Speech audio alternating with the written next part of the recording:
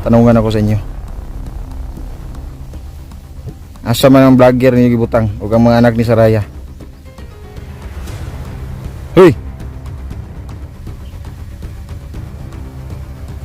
Asa?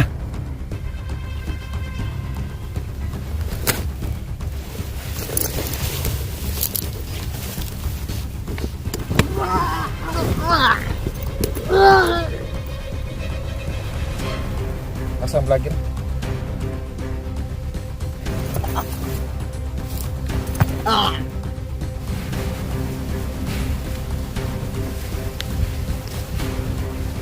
At sana no maging maayos yung kalagayan nila. Sana lang hindi na talaga ito sila makabalik sa pagkabandido dahil wala pa ako doon sa bahay. Kayo muna yung mag-alaga sa mga baboy ko. Mga baboy ako doon. Ito nakagandahan ito mga lods dahil sa walang tigil na pag-explore ng mga hunters. Yung mga magsasaka dito nakatanim sila. Ito po, harbisin na nila to.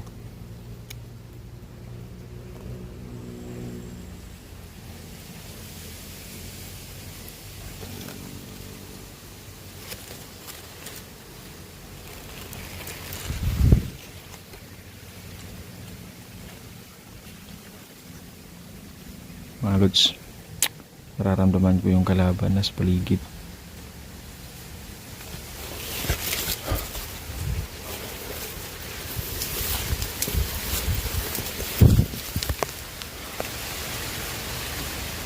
Sa paligid yung kalaban na.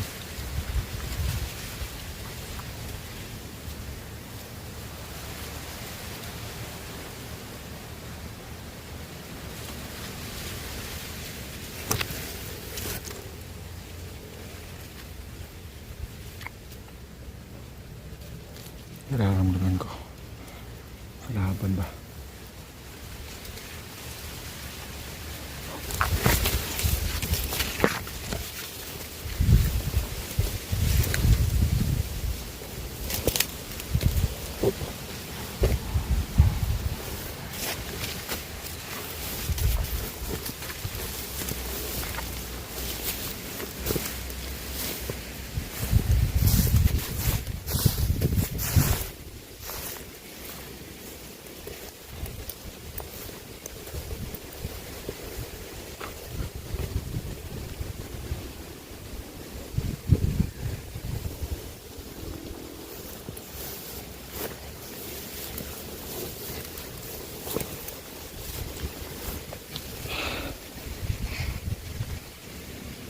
Gutom itong maglalakad natin. Ilang oras tayo naglalakad ba?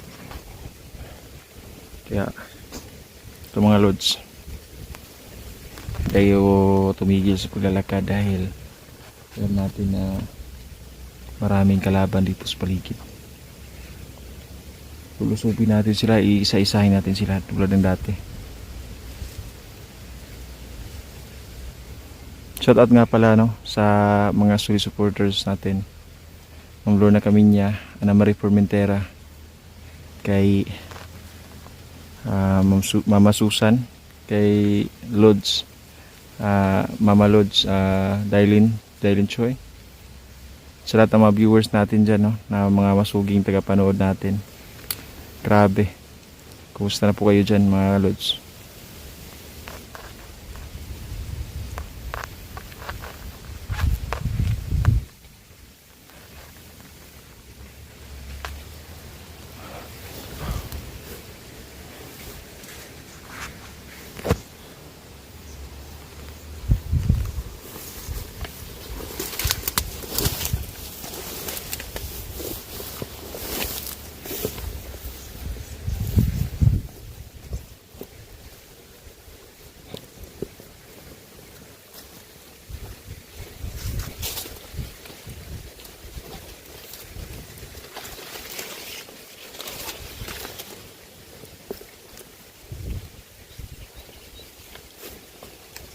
Napakalawak ng sapa dito mga lods.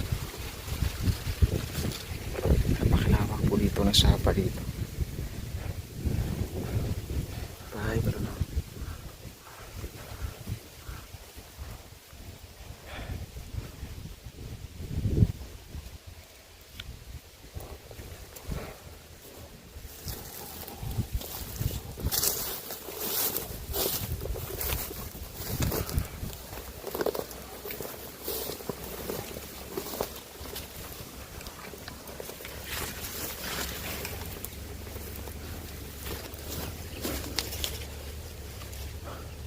Dami basura dito. May labay. Wow, tulungan po natin yung kalikasan natin. Yung po natin yung nilalabay nato ng basura. Palaot na sa tungkuan.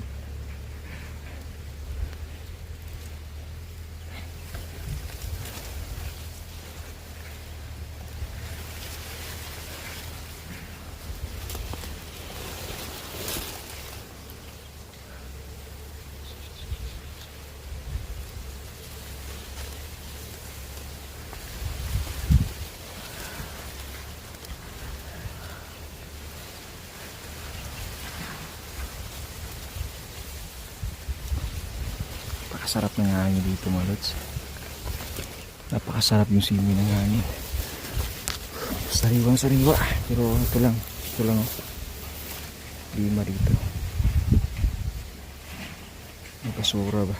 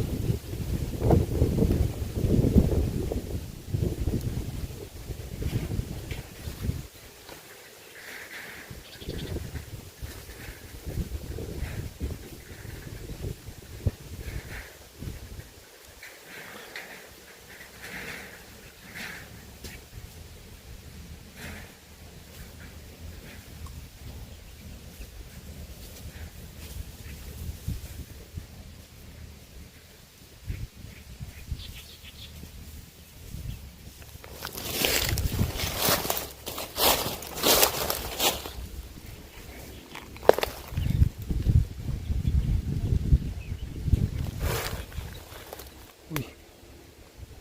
Ano to? Magsasaka ba to?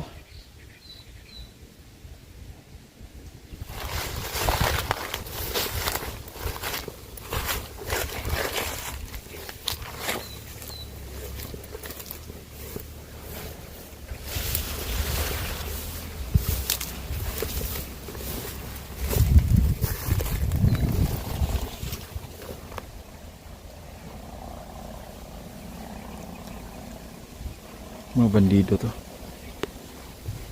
Nararamdaman ko yun sa aura nila. Mga bandido to ba?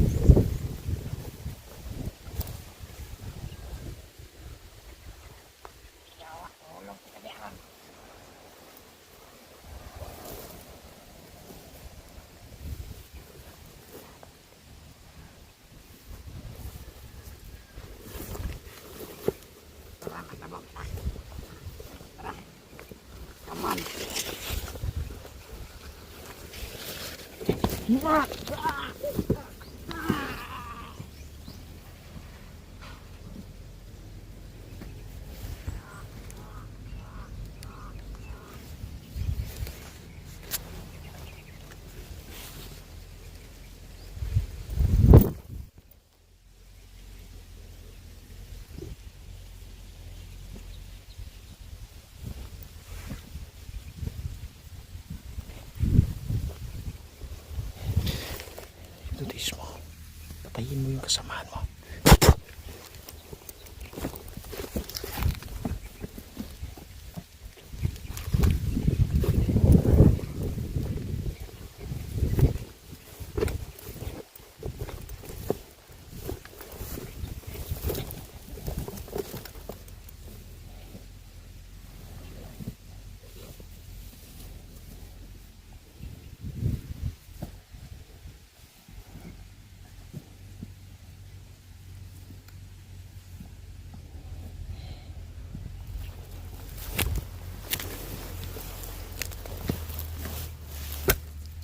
Tama na.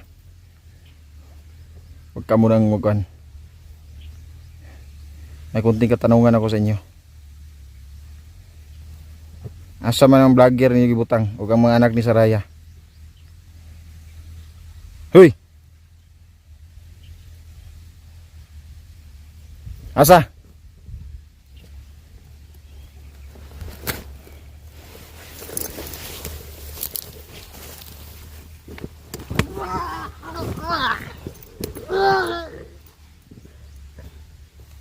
Asa ang vlogger?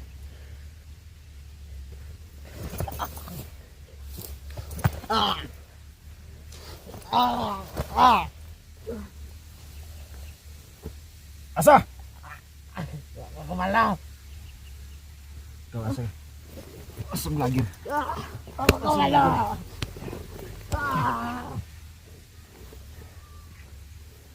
Hindi na mo itaba. Asa yung gibutang? Ipot.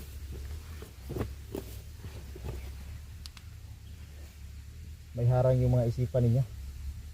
Hinarangan ng winding itim ah. Malakas yung kapangyarihan ng kalaban ko. Grabe. Kaling sa demonyo talaga kapangyarihan ba. Kinig ka. Alam mong kaya kitang patayin ngayon.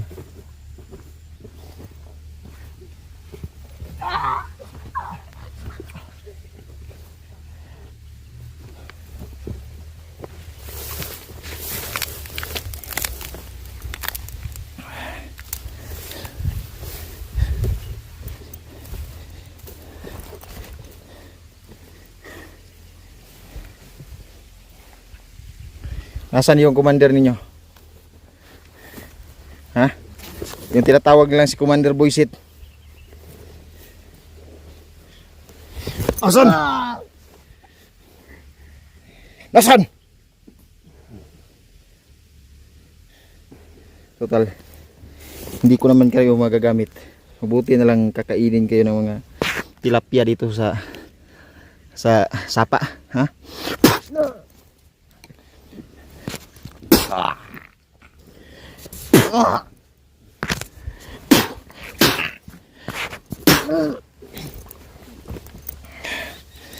Mga idol, no? So yun mga idol, sabi ng ating kaibigan na bigyan na natin ng pagkakataon itong mga taong ito dahil bawat isa sa kanila ay may na pamilya para itong nakaabang, no, sa kanilang bawat tahanan. Sila ay resulta din po daw ng hipnotismo. Kaya gagawin natin yun mga idol ay papatawarin natin sila, bigyan natin sila ng orasyon, tapos kuha natin sila tawag nito, ulit na to sila doon sa ilang pamilya. So sana, no, maging maayos ang lahat. Tulad ngayon mga idol, no, na medyo pitos tayo sa panginabuhi. Sabihan ko sila na bumalik sila sa kanilang pamilya at bigyan ko sila ng orasyon ng pangtanggal, no, sa hipnotismo ng kalaban. Mga idol, wala pa yung kain mga idol. Luoy gani kayo, wala pa yung mga kaon ng mga tawanan eh. Nasali daw sila sa pagkabandido noong nakaraang taon pa daw. Tapos ngayon ito yung kuan na daw sila, kaning kinakain nila mga gulay, no, na mga magsasaka na dito nagsasaka. Minulis siya nila mga silang mga pagkaon, bugas na salbahe si mga tawahan na untagod. Pero sabi ng gabay natin na bigyan natin sila ng pagkakataon. Sana, no, maging ayos din ang lahat. Lalong lalo na itong mga taong ito may mga dahilan din ito bakit sila nasali sa pagkabandido. Sabihin ko lang mga kasulid, ito po ay ginagawa ko sa mga nahuhuli kong mga bandido. Tasunan natin sila.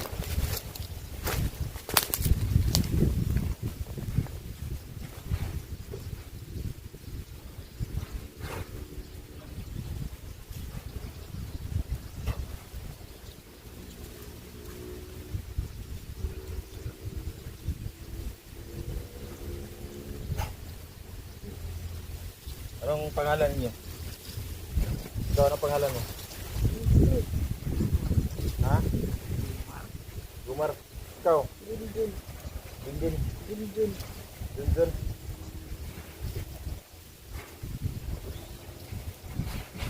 Ilang taon na kayo? Ha? Ikaw, disiti ka? Ikaw? Ang bata pa ninyo? Bakit kayo napasok sa ganitong gawain? Ha? Sana ngayon nag-aaral kayo? Ha? Anong grade mo? Grade 1 pa?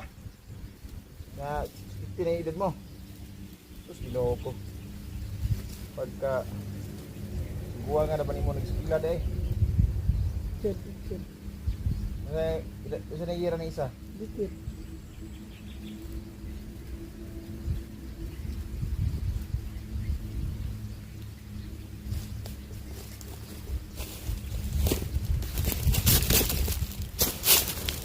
Yung mga lods, no, itong dalawang ito medyo apiki yung pamumuhay nila sa kanila, kaya napasok pala sila dito sa pagkabandido.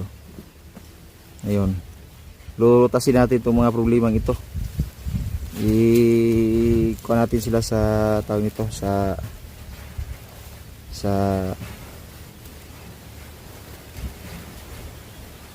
tawag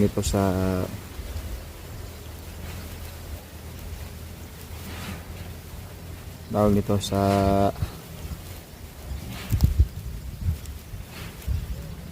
barangay.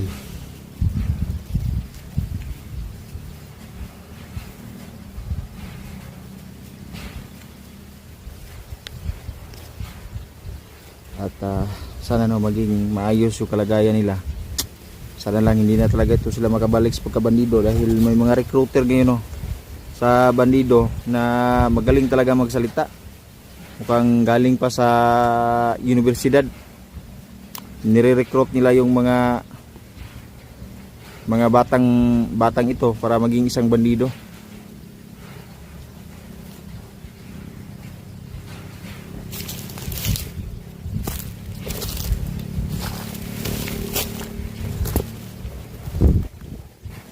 Kunin natin dito.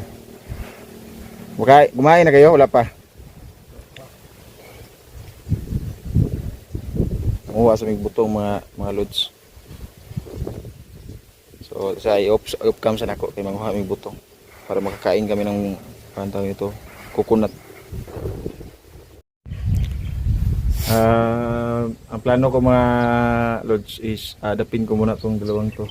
Sa bahay ko muna ito sila ipatira kasi medyo apiki yung buhay nila. Dahil yung mga bandido, binabalik-balikan sila, no? So, pansamantala sa bahay lang muna ito sila. Tapos, ito hindi naman ito tinitirhan ng kaibigan ko. Ito muna sila pansamantala din.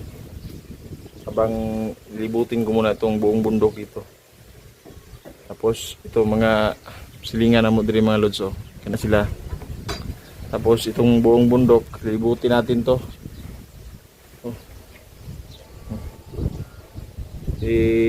Pangalan isa si Junjun, no? Ikaw? Jomar at si Junjun. Ito lang muna sila. Tapos balak namin dito, tawagan sana mo sa abrihan nila. Medyo apiki yung buhay nila ngayon. Dahil yung kalaban, medyo madami sila ngayon dahil sabi yung recruit nila ngayon sa kalaban, gustong ma-recruit lahat. May sinabi sa akin itong si Jomar na darating daw yung pinaka-commander nila. Siguro hawag din ni Commander Buisit yung mga bata ni Saraya. Dahil na-recover namin yung dalawa. Kung bilang bata ba yun ang nakuha ni Commander. Sana lang cover namin lahat yung mga batang yun kasi sobrang nakakaawa talaga. Lalo na ngayon na si Si tawag nito, si Inday, explore din siya. Tapos pahinga kami. Kain kami ng butong mga lods. Katong butong. Itong pahinga, no? Huwag nabusog na ng isa. So sana lang, no, maging ayos yung kalagayan namin ngayon. Update ko kayo mga lods pag nasa bahay kami. Pero kung dito ngayon, papahingahin ko muna sila dito. Babakuran ko to ng operasyon dito lugar na to para makapagpahinga din tong mga batang to. Plano ko nito, paparalin ko silang dalawa kasi medyo mababa yung pinag-aralan nila. At request ng ating mga viewers na huwag muna daw patayin, bigyan ng pagkakataon. So ito, ibigyan natin ng pagkakataon, tapos request din nato ng ating mga kaibigang gabay. So mag-ingat lang tayo sa paligid natin. Jumar din, Junjun, ingat din kayo. Alam kong hindi naguguluhan pa kayo ngayon, pero pagdating ng panahon, pasalamat kayo na naligtas kayo dahil malaking tulong ito para mabago yung buhay ninyo. Gusto nyo bang mabago yung buhay ninyo? Oo. Ikaw, John, baguhin natin yung buhay ninyo. Kailangan na makapag-aral kayo, kaya ng mga magandang damit, tapos mahimo magkatrabaho mo. Puhon may offer sa atin na magtrabaho kayo. Habang wala pa ako doon sa bahay, kayo muna yung mag-alaga sa mga baboy ko. Mga baboy ako doon kunti. Yan na lang yun, makapangbili tayo ng bigas kung medyo pitios tayo. Mga ginikanan ninyo, tinuot yung istorya nyo na patay na tanan yung ginikanan. Oo. Mama at papa ninyo patay na. Mm. So nakakaawa talaga itong mga batang ito, mga lods. Nakakaawa talaga. Kaya ito sinasabi ko sa inyo mga lods. Kailangan talagang linis natin itong lugar na to dahil maraming mga bandido nakapaligid. Balik ako mamaya sa pag-explore. Explorein ko muna. Ubuan na ninyo inyong kuan, inyong mga purong. Kaya hindi na kayo mga bandido.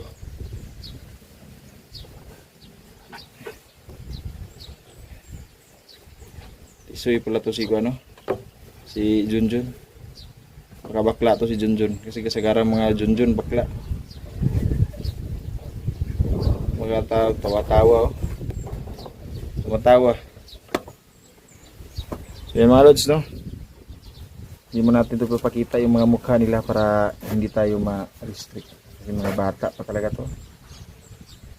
Pandido man kayo, huwag kayo sulod ng unana kasi napakahirap talaga yung buhay nyo pagka bandido kayo. Ba ng buhok ng isa mga lods, magupitan natin to. Siguro mamaya gugupitan natin. Bigyan natin to ng magandang gupit. Sana maka-eskwela ni sila dahil yung mga mukha nila mga no rights sila, no rights. So yung isa grade 1, yung isa daycare lang daw yung naaral, at least nag-aral ng daycare. Yung iba nga hindi nakapag-aral, lalo na yung mga kaibigan natin, mga katutubo na nasa pinakabundok talaga. Mga bata pa sila pero nagbabanat na sila ng buto.